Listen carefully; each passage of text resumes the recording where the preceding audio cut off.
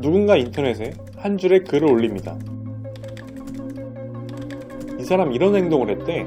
처음에는 별 관심을 받지 못하지만 몇 시간 뒤 커뮤니티와 SNS에서 빠르게 퍼져나갑니다.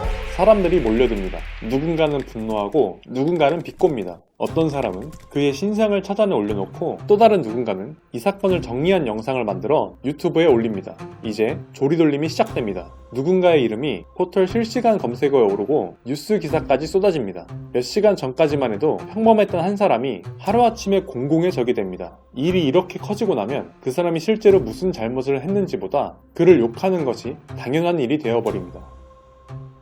예전에는 마을 광장에 사람을 세워놓고 돌을 던졌다면 지금은 온라인에서 댓글과 공유 버튼이 그 역할을 대신하고 있습니다.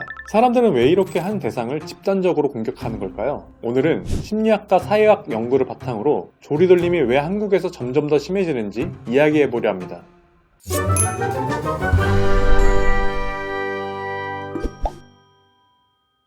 사람들은 왜 누군가를 비난하고 싶은가? 조리돌림은 단순한 재미나 분노 표출이 아닙니다. 인간의 본능적인 심리에서 비롯된 행동이죠. 미국 하버드 대학교 심리학자 조슈아 그린은 사람들이 집단 내부에서 규범을 어긴 사람을 처벌하는 것은 공동체를 유지하기 위한 본능적인 행동이라고 말했습니다. 이 본능은 지금도 그대로 남아있습니다. 하지만 과거에는 이런 처벌이 직접적인 물리적 응징이었다면 지금은 그 역할을 인터넷과 댓글이 대신하고 있습니다.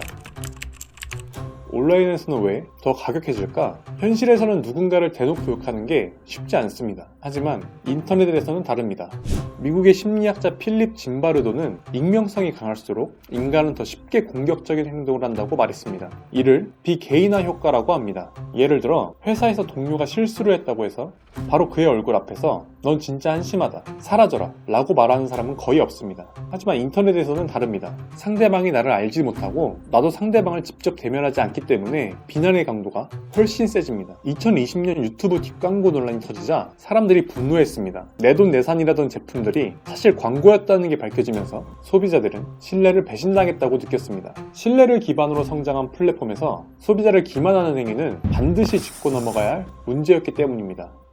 하지만 비판이 감정적인 비난으로 변질되면서 허위사실까지 더해져 논란은 더욱 증폭됐습니다. 이들은 실수한 것이 아니라 본성적으로 부도덕한 사람들이다라는 식의 확신이 생겨났습니다. 이 유튜버는 실제로 제품을 써보지도 않았다, 수억 원을 챙겼다 등의 확인되지 않은 정보들이 확산되면서 비판은 더욱 감정적으로 흘러갔습니다.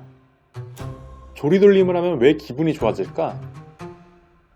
심리학적으로 있는 도덕적 우월감과 관련됩니다. 사람들은 타인을 비난하면서 자신은 더 도덕적이고 올바른 사람이라고 확신하는 경향이 있죠. 이런 분위기가 만들어지면서 비판은 한 사람의 행동을 고치는 방향이 아니라 그를 완전히 도태시키는 흐름으로 이어집니다. 사회학적으로 이는 사회적 배제로 볼 수 있습니다. 잘못을 저지른 사람을 집단적으로 밀어내며 패자로 낙인 찍고 결국 사회에서 퇴출시키려는 거죠.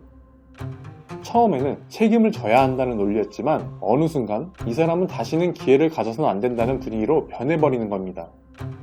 조리돌림은 왜 점점 심해질까? 조리돌림은 인터넷이 발전하면서 더 심해지고 있습니다. 예전에는 특정한 사건이 알려지려면 신문이나 방송을 통해야 했지만 지금은 단 몇 초 만에 수백만 명이 하나의 사건을 접할 수 있습니다. 특히 유튜브와 커뮤니티 문화가 발전하면서 논란을 정리한 영상이나 게시글이 빠르게 확산됩니다. 사람들은 이런 콘텐츠를 소비하면서 더욱 강한 분노를 느끼고 조리돌림에 가담하게 됩니다. 이제는 단순한 잘못도 조리돌림으로 이어질 가능성이 높아졌습니다. 예전에는 한두 사람이 지나가는 말로 할 법한 비판이 이제는 전 국민이 동참하는 거대한 공격이 되는 것이죠. 미디어 역시 더 자극적인 콘텐츠를 만들기 위해 논란을 부추기고 있습니다. 논란 정리 영상이 유튜브에서 수십만 조회수를 기록하고 뉴스에서는 비판 여론 확산이라는 단어가 끊임없이 반복됩니다. 왜 이런 기사들이 많을까요? 미디어는 사람들이 많이 클릭하는 기사일수록 더 많은 광고 수익을 얻기 때문입니다. 그리고 사람들이 논란에 관심이 많을수록 더 자극적인 기사가 쏟아지게 됩니다. 조리돌림, 앞으로 줄어들 수 있을까? 인터넷이 존재하는 한 조리돌림은 쉽게 사라지지 않을 것입니다. 하지만 우리가 이 현상을 이해하고 온라인에서 한 번 더 생각하고 행동한다면 조금씩 줄여나갈 수 있습니다. 여러분은 조리돌림이 점점 심해지는 이유가 무엇이라고 생각하시나요? 그리고 우리는 이 문제를 어떻게 해결할 수 있을까요? 의견이 있다면 댓글로 남겨주세요. 이 문제에 대해 더 많은 사람들이 고민할 수 있도록 말이죠.